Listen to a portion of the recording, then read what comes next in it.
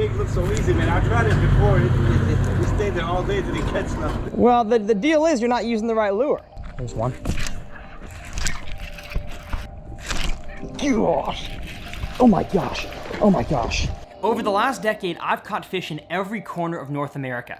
From California to Mexico, Florida to New York, and all the way up to Canada, documenting it all on video for you guys. Yes! I got it! But as a video creator and instructor, I have generally left out one of the most important and the largest demographics in the world of fishing, and that is the bank beater, the pond prowler, the shore master. Yeah! In this series, I'm making it my goal to fish more bodies of water than I ever have before, but this time, from the bank. My name's Tyler, and this is 100 Ponds.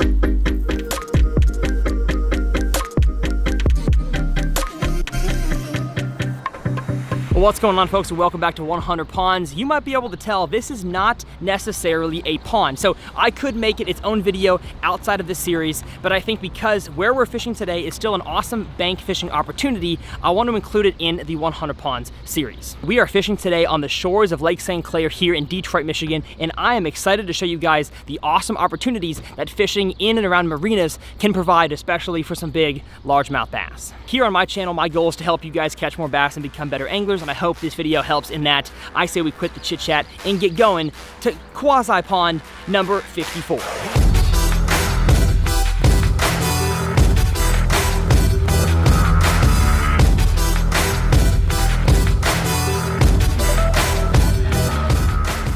So the conditions we have for this body of water, of course, it is a marina. It is on Lake St. Clair. I think it is all post-spawn, both largemouth and smallmouth. And the thing about marinas, I don't care where you go across the country, they hold fish, especially largemouth bass, because they have everything a bass needs. They have usually access to deeper water, which is out there on the main lake. They have tons of boats, which is cover and structure. They've usually got stuff that's fallen in the water. They've got chairs, they've got mopeds. I mean, stuff's in the water for these fish to live on. And the bait fish are here, the bluegills especially. So what I'm gonna do is I'm gonna walk kind of slip by slip here and just start flipping a jig. I got the Outcast Tackle Cage Fighter jig here.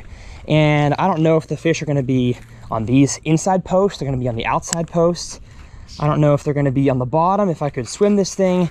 I really have no clue where to start, but I know one thing's for sure. I'm gonna do my best to not snag anything or hit anybody's boat.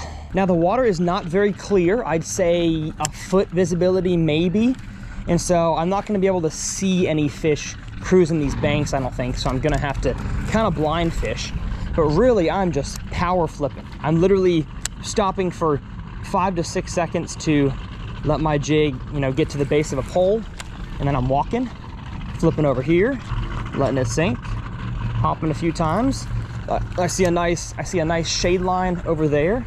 So flip the Cage Fighter jig in there, hop it a few times, reel it in, keep on going. And I think eventually I'll get a bite somewhere. There's one. Yes, sir. Yes, sir. Yes, sir. Oh gosh, get in here. Get in here. Had to do a funky backwards hook set. But that right there, folks, is a success. My first Lake St. Clair marina bass on the PB&J Outcast Tackle Cage Fighter jig. Thank you, my friend. 2.5 pounder. Okay, the first one in the shade, shallow. So maybe that's the pattern. And we're gonna keep trying it out. Let's go. There wasn't much. Oh gosh. Oh my goodness. Gosh, I'm talking to my editor for editing directions. There we go. That's 2 in a row, baby. That's 2 casts in a row. I got a big one and then a small one. Oh my goodness. This is the kind of action we want to see.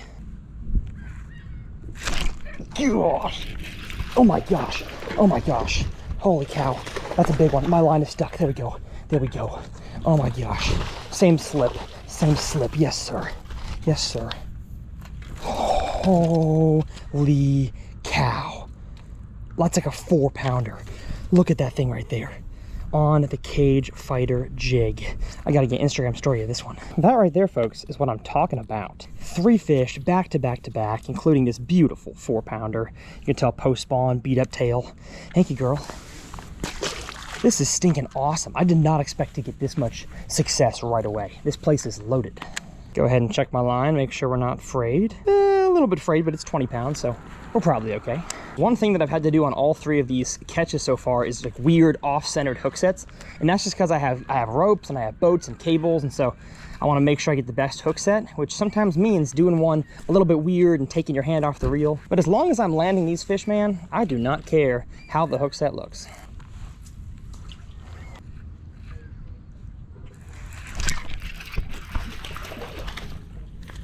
Looks like y'all have fish too. You made me want to go get around. Exactly, you should. You make it look so easy, man. I tried it before. We stayed there all day till they catch nothing. Well, the deal is you're not using the right lure. And it's too early right now. It's perfect timing. It is, yeah. So right now is good fishing time. That last one was too small. That's why you let it go? Well, I'm letting them all go. Oh, you're just doing Yeah, it for just for fun. fun? Yeah. That's why you're catching them. That's true. If I was eating them, they would know. They would have ran. Uh-huh. Good point. And that fish once again came in the shade. So I'm only going to focus on areas that have cover on top of them and shade, either cast onto it or, you know, from the dock itself. There's one. Yep. That's what I'm talking about, baby. In the shade every time. Not a big one, but this marina is absolutely loaded. You know what? I'm going to work down these slips this way so I have a hook set going the way I like, and then back down these slips this direction. Seeming like, yeah, I cast out there, it's probably 5 or 6 feet out there. And then up here closer to the walkway, it's 2 to 4 feet, which is really, I mean, really good. I'm glad it doesn't have like a steep drop at the end. So these fish can kind of be everywhere. And if I find out what they're positioned on, what shade line, what dock post, it can be like every single one that I get a bite on, like it has been so far. So I definitely like the consistency of bottom composition. Also, like, there's not a whole lot of snodgrass. I mean, I got a little bit of it, but not a whole lot. And so I can pretty much fish, you know, unobstructed. Don't have to clean stuff off my lure every time. I'm not messing with aquatic vegetation. I think I'm kind of at a perfect time here in this marina where the grass hasn't grown up yet. And if it had grown up, they hadn't sprayed it yet, because I don't want to fish here after they, you know, spray chemicals. Gosh, there's a fish. Oh.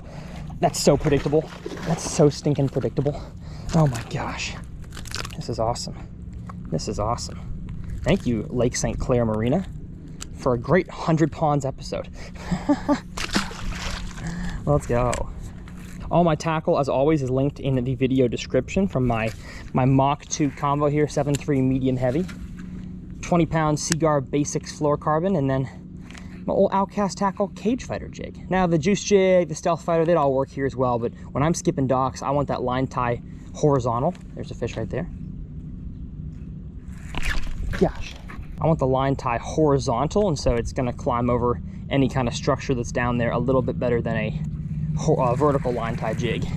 That fish felt like a bluegill, to be honest. What a skip. What a skip, brother. Right into a little shade patch out there on the end. But I think most of my fish are going to come along this this metal, you know, what's the right word? Oh gosh. Oh no.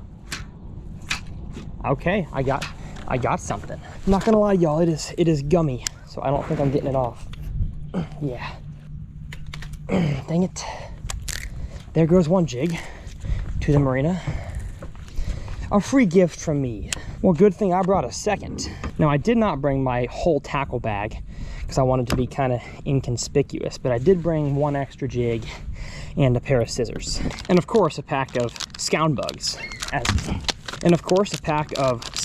as my trailer. Now, as I'm rigging this up, I'm thinking that I probably could have brought a thunder cricket as well. I guarantee you that if I skip that thing and slowly retrieve it along these walls, I'd probably get the same fish to bite. Like, I'm not sure if they're too lethargic right now to eat that. They've been chomping the cage fighter jig so far. But when you're bank fishing, sometimes you just gotta do with what you've got. And I've got this bait right here.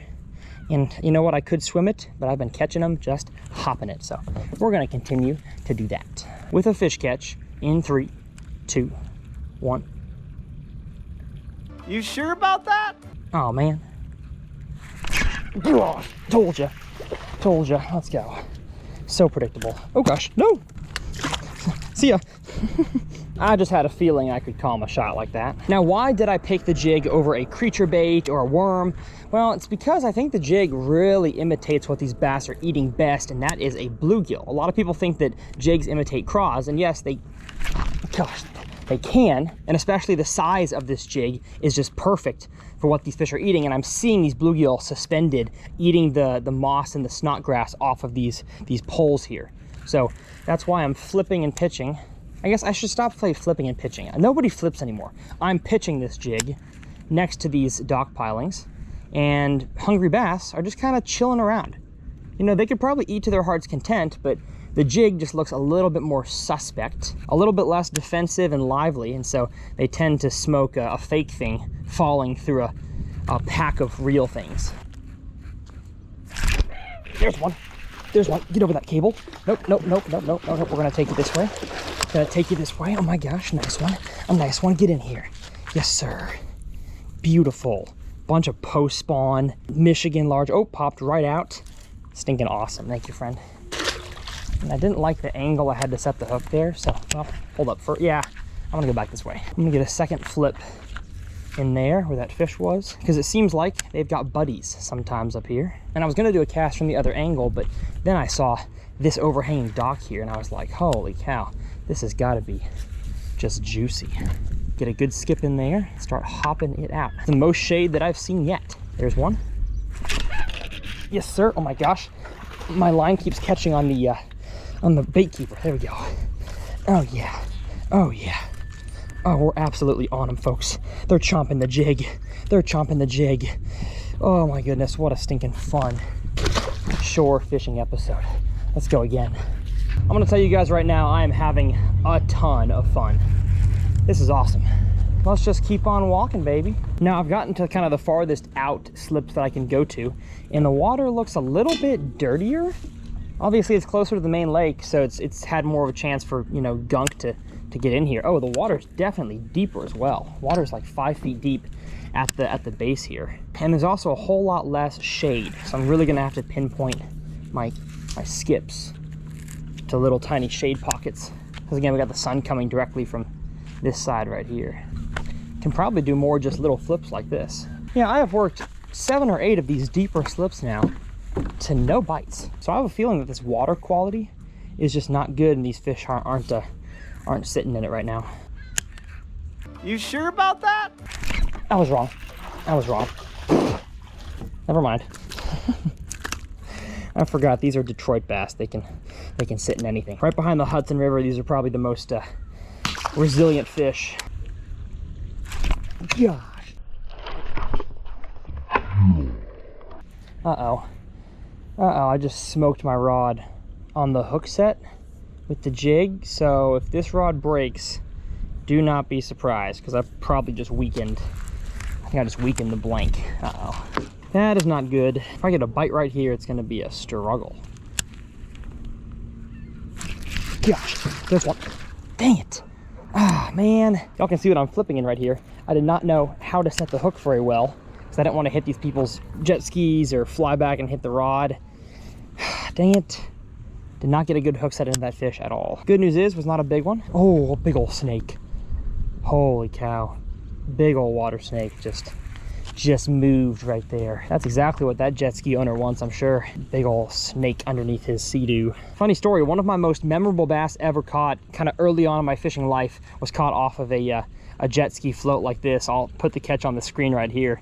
I was pre-fishing for a tournament, skipped a wacky rig up against the side of it and caught a 4-pounder, and that to me back then was like, holy cow, giant. And that fish actually made it into my channel intro for the longest time. So jet ski floats have a special place in my heart. Not a special place in my fishing day today, because I lost 2 on it, but oh my goodness. Hello, I'm sorry. I didn't see you there. Not gonna steal your precious eggs, Mr. Goose or Mrs. Goose. No, no, no. You didn't have to do that. Oh. You're a bad mother. Walking off, leaving your egg unprotected. How many you got? 2 eggs? Oh, you got 4 eggs. Dang. You'd let me have free reign on all 4 of your eggs? Come on now. Do better. I'll get out of your hair, or I'll get out of your feathers. Whatever you prefer. Gosh, there's one. Oh, there we go. I told y'all. Look at that. Broke my rod. That right there is what happens when a 1/2 ounce tungsten jig flies back, hits your rod blank on the hook set.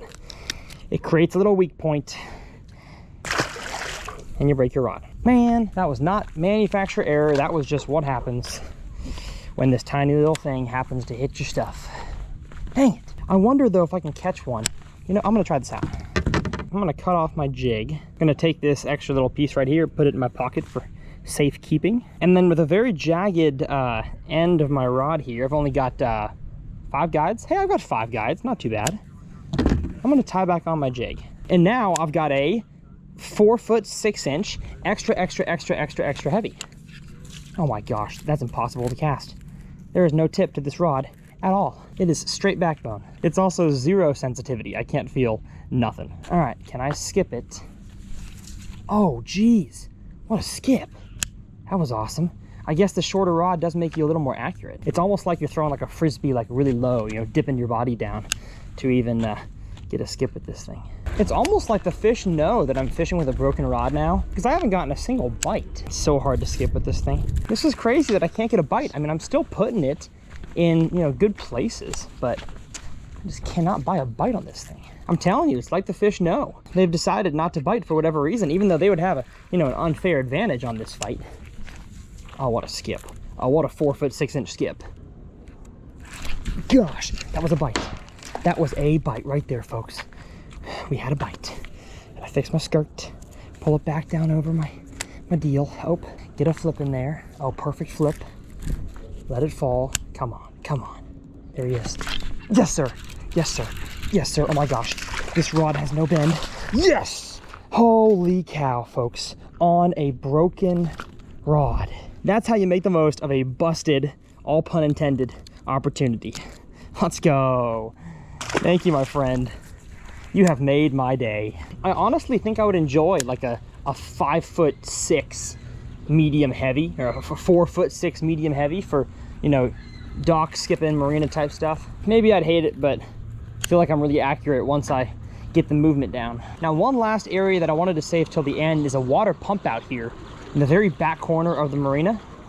Not sure why it's here, but when you find flowing water in a northern fishery, especially the back of a creek or a culvert, man, largemouth usually are stacked in this kind of stuff. So, yep, there's one. I had a feeling. Let's go. That's 2 on the broken rod. Oh, see you, buddy. All right, that's what I'm talking about. Make a pitch farther in there, hop it once, let it sink. I'm not totally sure what the point of this current is back here, but I know one thing is true, and that's when you've got moving water, the bass love it. Because just like current or wind in a big body of water, it stirs up the ecosystem, gets everything moving, creates a great feeding atmosphere. Well, I was hoping for more here, but I guess 1 bass was all we had. Well, my goodness, that was fun. I am never gonna complain about catching some gosh dang largemouth flipping a jig. Now, to break a rod, definitely unfortunate, but like I said, that's what happens when you have good gear and you just smack it with a jig on a hook set. It creates a weak point, breaks your rod, and it's a good thing that I work with a great company because I'm sure they can hook me up with another Mach 2 combo. Now, this thing is super sensitive. It's awesome. I will leave it linked in the video description. Hopefully you all enjoyed this video. I'm gonna leave 2 videos up in the corners. My last 100 ponds video up here in this corner, and if you wanna learn all about how to fish the jig, a jig masterclass, because I know that some of you guys have had trouble catching fish on a jig and I want you guys to find success, I will leave that up here in this corner. My name's Tyler. We'll see you guys next time on an exciting episode of TRF.